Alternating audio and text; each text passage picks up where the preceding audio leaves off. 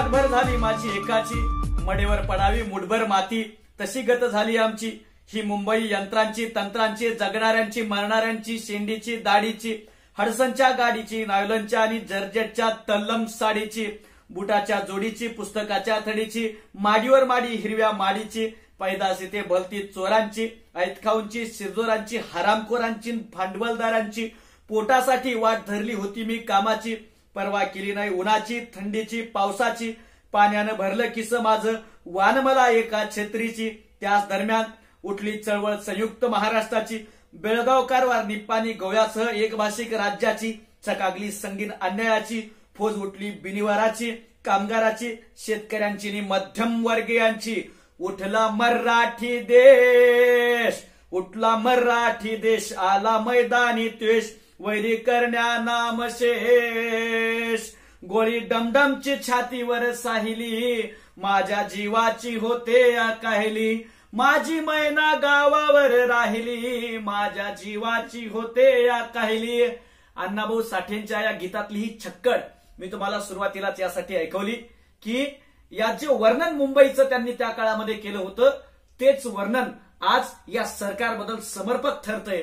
तेच वर्णन सरकारमधल्या मंत्र्यांबाबत आणि सरकारमधल्या आमदार खासदारांबाबत समर्पक ठरतंय। अशी अवस्था गेल्या 5-6 वर्षामध्ये देशात आणि राज्यामध्ये निर्माण झाली आहे। नमस्कार, मी प्राध्यापक बालाजी गाडे, महाराष्ट्र प्रदेश युवक काँग्रेस कमिटीचा प्रवक्ता।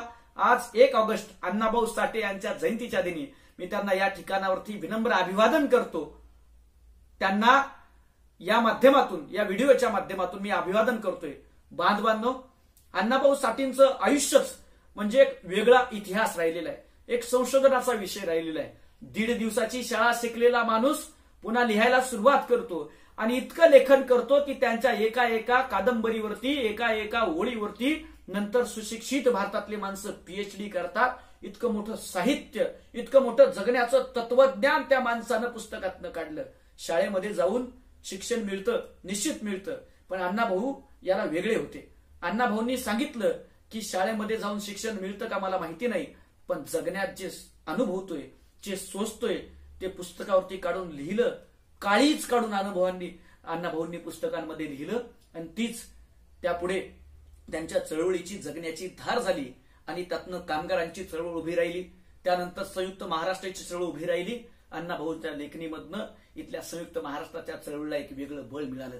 छत्रपती शिवाजी महाराजांचा इतिहास असेल, बाबासाहेबांचा इतिहास असेल, त्याचबरोबर शाहू राजाचा इतिहास असेल, त्यांच्या लेखणीमधनं झळकत होता। सर्वसामान्य कामगारांचं, गिरणगाव मधल्या गोरगरिबांचं जीवन त्यांच्या आपापल्या वागण्यातलं, त्यांच्या लिखाणातनं बाहेर येत होतं।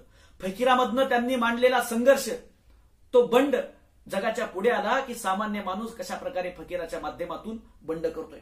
त्याचबरोबर आघात असेल, आग असेल, चित्र असेल, आवडी असेल, माकडीचा माळ असेल, रानबोका असेल, संघर्ष, वैजयंता, वारणीच्या खोऱ्यात, अशा कितीतरी 87 पेक्षा अधिक कादंबऱ्या अण्णाभाऊ साठे यांनी लिहिल्या।